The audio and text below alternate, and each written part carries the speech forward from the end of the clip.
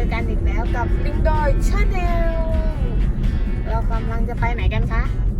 น้ำตกห้วยแม่ขมิ้นห้วยแม่ขมิ้นไปทำอะไรอ่ะไปกางเต็นท์ไปกางเต็นท์นะคะหน้าฝนด้วยเมื่อคืนก็ที่ไหนนะไรยาแยม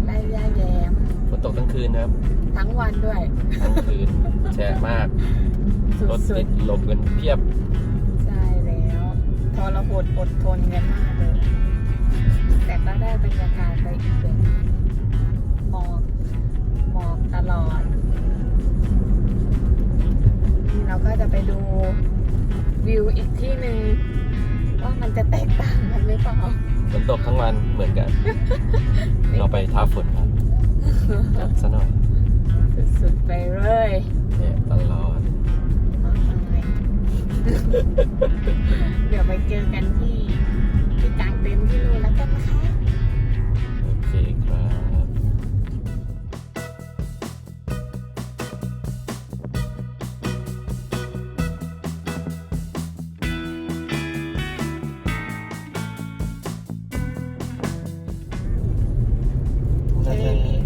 ตอนนี้เราก็เข้าอุทยานเขื่อนศรีนครินทร์นะคะมาทางน้ำตกแม่ขมิ้นน้ำตกห้วยแม่ขมิ้นใช่ไหมเราไปปั๊มมาแล้วนะคะใครที่ชอบท่องเที่ยวนะคะไปแนวอุทยานบ่อยๆก็ไปหาซื้อพาสปอร์ตแต่เดี๋ยวนี้น่าจะสวยกว่านี้แล้วแหละอันนี้เล่มซื้อไว้นานแล้วนะคะไปจังหวัดไหนมันก็จะมีอุทยานแห่งชาติให้ไปปั๊มนะคะแล้วก็เมื่อกี้ค่าเข้าเท่าไหร่นะคนละ100 บาทคนละ100ค่ารถ30ค่ารถอีก30 บาทนะคะมา2คนก็เสียไป230 บาทจ้าเดี๋ยวค่ากางเต็นท์ก็มีด้วยไหมไม่แน่ใจเดี๋ยวต้องไปดูเอาเนาะสิ่งที่เราไปว่าเดี๋ยวไปเจอกันที่จุดกางเต็นท์ค่ะ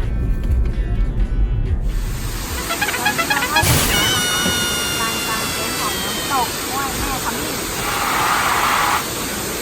มีน้ำตกสวยมากแล้วก็มีลานกางเต็นท์อยู่ทางนี้นะคะคนกางเยอะมากแน่นทุกอนูอ่ะ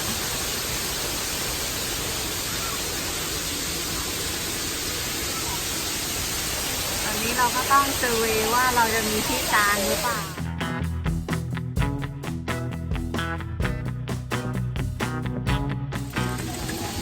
เนี่ยค่ะตอนนี้เรากำลังเอารถเข็นไปขนของที่รถกันเราจะขนของกลางเต็นท์นะคะเราได้จุดกลางเต็นท์ของเราแล้ววันนี้คนเยอะมาก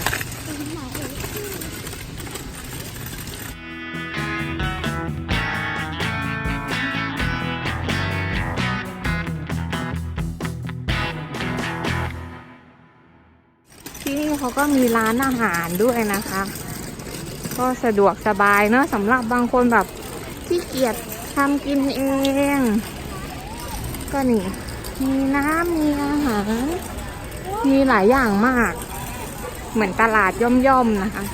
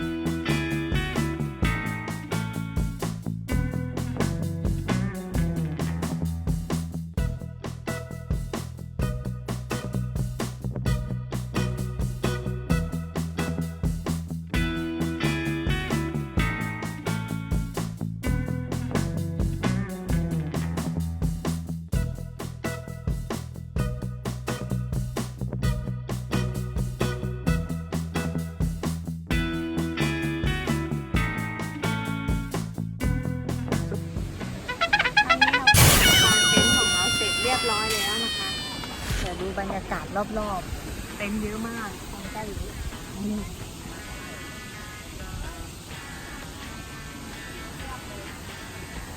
แต่โชคดีมีพื้นที่สำหรับเราพอดี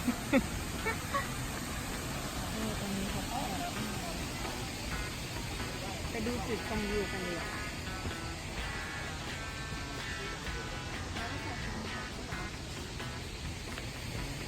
ตัดไปเข้าหน่อยสีมือซ้ายของเรา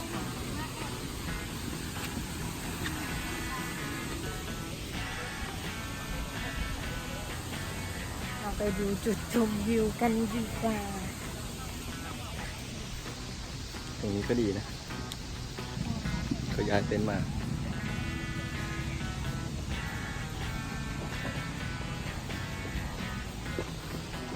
อันนี้ยังไม่ค่อยมีลมเนาะก็จะยังไม่ค่อยเย็นเท่าอบอ้าว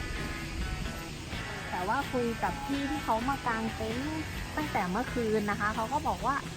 ลมไม่แรงแต่ว่ามีลมแบบพอชิวๆเลยอ่ะก็ดีเราจะได้ไม่ต้องลุ้นเหมือนตอนไปไล่ย่าแย้มนอนไปลุ้นไปแบบโอ้ยอย่าปิวไฟชีสอย่าปิวไปไหนนะลูกตื่นเต้นอันนี้คือจุดชมวิวนะคะตรงลานกลางเต็นท์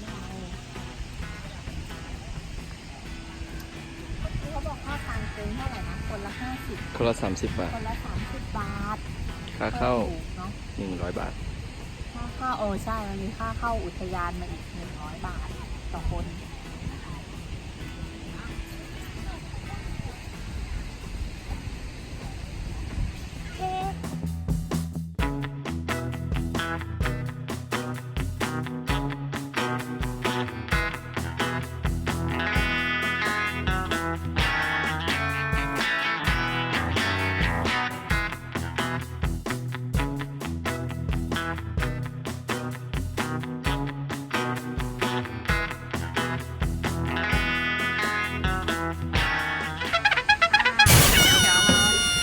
ตื่นกันแล้วเดี๋ยวเราก็กำลังเก็บเต็นท์กลับบ้านนะคะสำหรับใครที่อยากกางเต็นท์แล้วฟังเสียงน้ำตกนะคะก็อย่าลืมนะคะ น้ำตกห้วยแม่ขมิ้นนะคะ จังหวัดกาญจนบุรี